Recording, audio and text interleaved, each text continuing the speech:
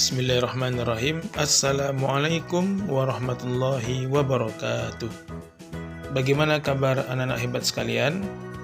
Ustaz doakan semoga anak-anak, ayah bunda, serta kita semuanya selalu dalam lindungan Allah Subhanahu wa Ta'ala. Amin. Nah, anak-anak, hari ini kita akan belajar tema 3, subtema 2 pada pembelajaran kelima dan keenam. Namun seperti biasa ya nak, mari sama-sama kita awali pembelajaran kita pada hari ini dengan melafazkan Al-Basmalah. Bismillahirrahmanirrahim. Tahukah kamu bahwa hewan yang berbeda mempunyai tempat yang berbeda untuk hidup? Ayo kita cari tahu. Amati gambar hewan berikut. Apa yang kamu ketahui tentang karakteristik tempat hidup hewan-hewan tersebut? Tulis jawabanmu pada kolom yang telah disediakan. Yang pertama adalah ayam. Karakteristik tempat hidupnya di darat. Yang kedua, ada bebek. Karakteristik tempat hidupnya di tanah berlumpur. Kemudian selanjutnya ada kucing. Karakteristik tempat hidupnya di darat. Berikutnya ada ikan, karakteristik tempat hidupnya di air. Hewan merupakan sumber daya alam yang dapat dimanfaatkan oleh manusia untuk memenuhi berbagai kebutuhan. Jawab pertanyaan berikut ya. Apa kesimpulanmu tentang karakteristik tempat tinggal hewan di atas? Selanjutnya, apa perbedaan antara tempat hidup kucing dan ikan? Menurutmu, apakah kedua hewan tersebut dapat hidup di tempat yang sama? Mengapa? Jelaskan alasanmu. Selanjutnya, apakah keadaan alam atau iklim dan bentuk muka bumi berpengaruh terhadap kehidupan hewan? Jelaskan. Selanjutnya, sebelum memelihara hewan tertentu, apa saja yang perlu diperhatikan agar hewan tersebut dapat hidup dengan baik? Tahukah kamu bahwa Tuhan menciptakan hewan dengan bentuk dan jenis yang berbeda-beda?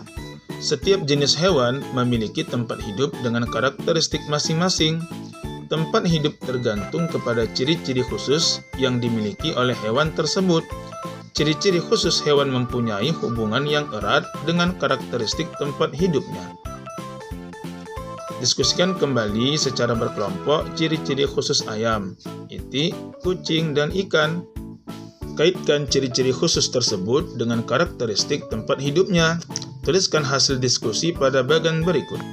Nah, ini anak ciri-ciri ayam. Nama hewan ayam. Ciri-ciri khusus ayam memiliki paruh panjang dan runcing, digunakan untuk mengambil makanan. Ayam memiliki cakar panjang, berfungsi untuk mengais makanan dalam tanah. Ayam memiliki bulu yang berfungsi untuk melindungi dari hawa dingin. Nah, selanjutnya silahkan anak-anak Ustadz tuliskan ciri-ciri hewan, yaitu itik, kucing, dan ikan. Nah, selanjutnya, ayo cari tahu lebih lanjut tentang hubungan karakteristik tempat hidup hewan dengan ciri-ciri khususnya. Baca teks berikut. Cicak. Karakteristik, apakah kamu pernah mengamati cicak merayap di dinding rumahmu? Mengapa cicak tersebut bisa merayap di dinding? Bagaimana cicak tersebut menangkap mangsanya? Cicak mempunyai perekat pada telapak kakinya, sehingga dapat merayap di dinding atau langit-langit rumah. Cicak juga memiliki lidah yang panjang dan lengket, sehingga dapat menangkap serangga. Cicak mempunyai ukuran rata-rata 7 hingga 10 cm. Cicak dapat memutuskan ekornya untuk melindungi diri. Nah, terdapat beberapa jenis cicak, yaitu cicak rumah, cicak pohon hijau, dan tokek. Cicak pohon hijau dan tokek mempunyai ukuran yang lebih besar dari cicak rumah. Nah, selanjutnya kelelawar. Karakteristik, kelelawar hidup di tempat yang gelap seperti di atap rumah dan gua. Kelelawar mengeluarkan suara dengan frekuensi yang tinggi. Selain itu, kelelawar juga memiliki pendengaran yang baik dan peka menerima bunyi pantulan. Kelelawar mampu mendeteksi benda-benda di sekitarnya dengan bunyi pantulan tersebut. Kelelawar adalah hewan nokturnal karena melakukan kegiatan di malam hari. Ada dua jenis kelelawar, yaitu kelelawar pemakan buah dan kelelawar pemakan serangga. Nah, selanjutnya adalah bunglon. Karakteristik bunglon dapat mengubah warna kulitnya sesuai dengan warna benda yang ada di sekitarnya. Misalnya, ketika berada di atas daun yang berwarna hijau, maka warnanya bisa berubah menjadi hijau. Ketika berada di batang pohon yang berwarna coklat, maka warnanya bisa berubah menjadi coklat. Bunglon mengubah warna kulitnya untuk melindungi diri. Bunglon mempunyai lidah yang panjang melebihi ukuran tubuhnya. Baik nak, sekarang kita lanjut pada pembelajaran ke-6. Nah, sebelumnya kamu telah berlatih bagaimana melakukan wawancara. Sekarang kamu akan belajar menulis laporan yang baik tentang hasil wawancara. Sebelumnya kamu telah belajar bagaimana membuat pertanyaan yang baik untuk wawancara. Kamu juga telah menyortir pertanyaan, berlatih melakukan wawancara dengan teman, dan mengetahui sikap dan keterampilan dalam melakukan wawancara. Diskusikan kembali secara berkelompok sikap dan keterampilan yang baik dalam melakukan wawancara. Tuliskan hasil diskusi dalam bentuk peta pikiran pada kolom berikut. Nah, mari kita jawab. Pertama, bersikap sopan santun. Yang kedua, tidak memotong pembicaraan. Yang ketiga, jika temanya bukan untuk wawancara pribadi, jangan menanyakan hal yang terlalu pribadi. Kemudian yang keempat, pandangan mata harus memandang ke arah informan. Yang kelima, bertanya apa yang belum dimengerti. Yang keenam, mencatat jawaban-jawaban yang dianggap penting. Setelah pulang sekolah, kamu akan melakukan wawancara tentang tumbuhan atau hewan. Kamu bisa memilih salah satu, tumbuhan atau hewan. Setelah melakukan wawancara, kamu akan menulis laporan. Sebelum melakukan kegiatan tersebut, kamu akan belajar tentang menulis laporan berdasarkan hasil wawancara. Nah, berikut format menulis laporan hasil wawancara. Latar belakang. Menuliskan alasan melakukan wawancara. Contoh, kami siswa kelas 4 mendapat tugas untuk melakukan wawancara tentang tumbuhan dan hewan kepada masyarakat di sekitar tempat tinggal kami. Maksud dan tujuan. Menuliskan maksud dan tujuan dilakukan wawancara. Contoh, tujuan dari kegiatan ini adalah untuk menggali informasi lebih lanjut dan memperdalam pemahaman kami tentang berbagai hewan dan tumbuhan di sekitar tempat tinggal kami, yang meliputi karakteristik tumbuhan dan hewan dan kaitannya dengan tempat hidupnya, serta hak dan tanggung jawab terhadap lingkungan. Kemudian topik wawancara. Menuliskan topik wawancara, contoh, tumbuhan dan hewan di sekitarku. Waktu dan tempat kegiatan.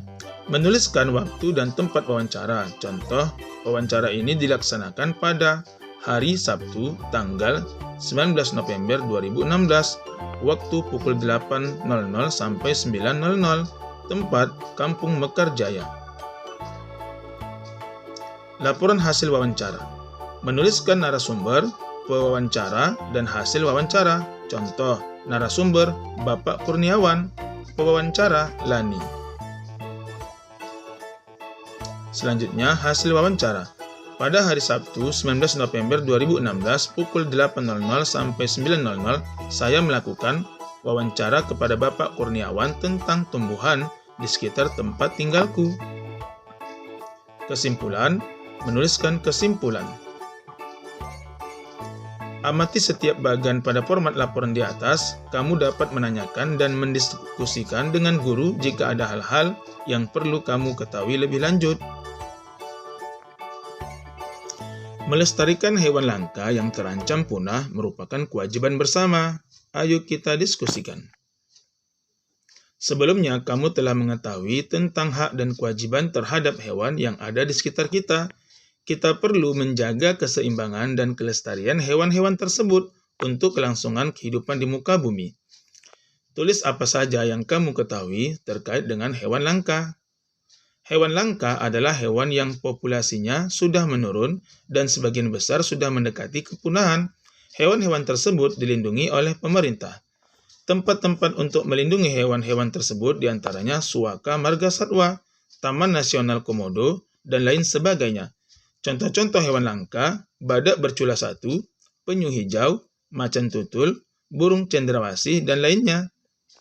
Presentasikan hasil yang telah kamu tulis dalam kelompok baca teks berikut.